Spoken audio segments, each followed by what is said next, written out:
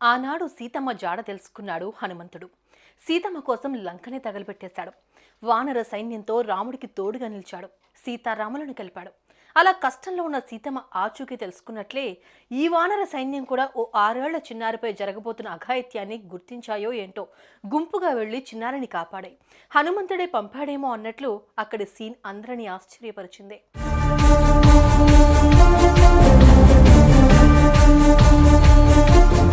ఉత్తరప్రదేశ్లోని బాగ్పట్లో ఈ ఘటన జరిగింది.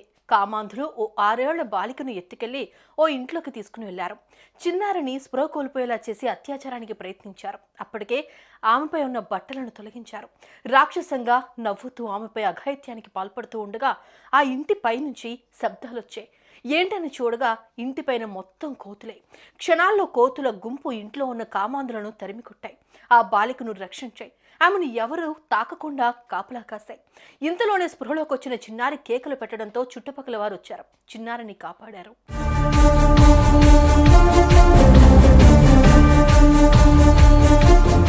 ఓ చిన్నారిని కోతుల గుంపు కాపాడటం ఏంటని ఆశ్చర్యపోతున్నారు స్థానికులు.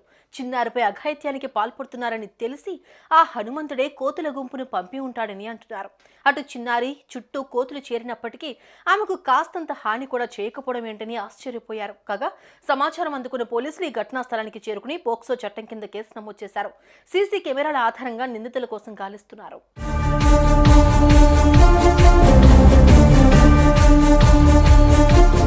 అమ్మాయిలకు రక్షణ లేదని దేశంలో జరుగుతున్న సంఘటనలను చూస్తే తెలుస్తోంది. పిల్లలు ఆడుకునే పరిస్థితి లేదు. అలా అని ఇంట్లో కూడా సేఫ్గా ఉంటారా అంటే అదీ లేదు. నెలను నిండని చిన్నారి నుండి పండు ముసలి వరకు అందరిపై అత్యాచారాలు జరుగుతున్నాయి. ఎవరైనా వచ్చి కాపాడతారేమో అని సాయం కోసం ఎదురు చూస్తున్నారు. కానీ ఈ ఘటనలో మాత్రం మనుషులకు బదులుగా స్వయంగా హనుమంతుడే వానర సైన్యాన్ని పంపించి ఈ చిన్నారిని రక్షించినట్లు అనిపించింది. మీకు అలానే అనిపించిందా? కామెంట్ చేయండి.